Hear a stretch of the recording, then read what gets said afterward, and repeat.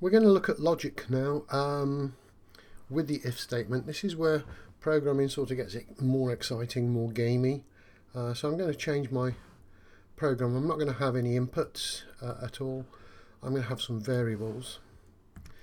And the two variables that I'm going to have are A and B. Simply because when discussing logic or going through logic, you might find when you research this online that it only uses simple variables like A and B. However, a bit later on I'm going to change them for something a little bit more meaningful. And if you remember, I'm going to use Boolean values. If you remember Boolean values, I'm going to use them, which are just true and false. So I've set the variable A to be equal to true and the variable B to be false, and I'm going to change these throughout the program. First of all, I'm going to get rid of my elifs. I'm going to have an if and an else.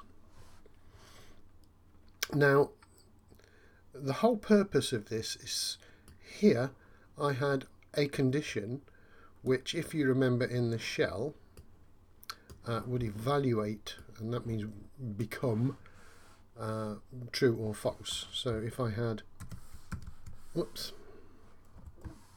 that just didn't go so well. If I had red is equal to red, that condition would be true. If I had blue is equal to red, that condition would be false.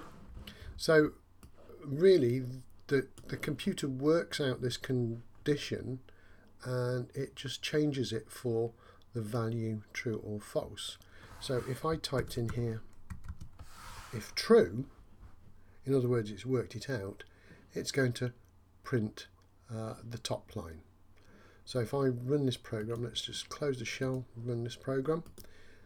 It's not making sense, the program. I'm just saying if true, print red is the colour of danger. If it was false, print I've never heard of that colour. So there you go, it prints red is the colour of danger.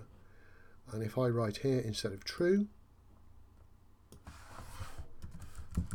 the word false, the Boolean variable false, Boolean value false, and run it, it's going to print the else statement. So when we do if statements and other statements actually,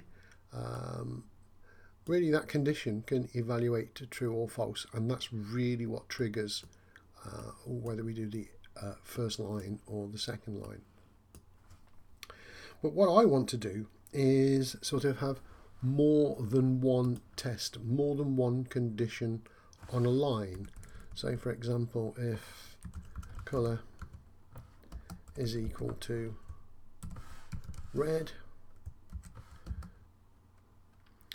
and colour, well, and age is greater than 18.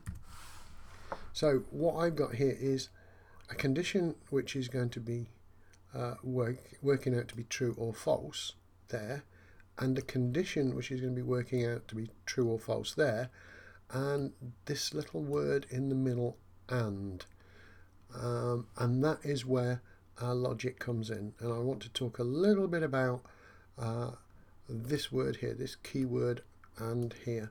So I am joining two conditions together and I'm testing them. So in the next video I'm going to be talking about the logic. This is called logic.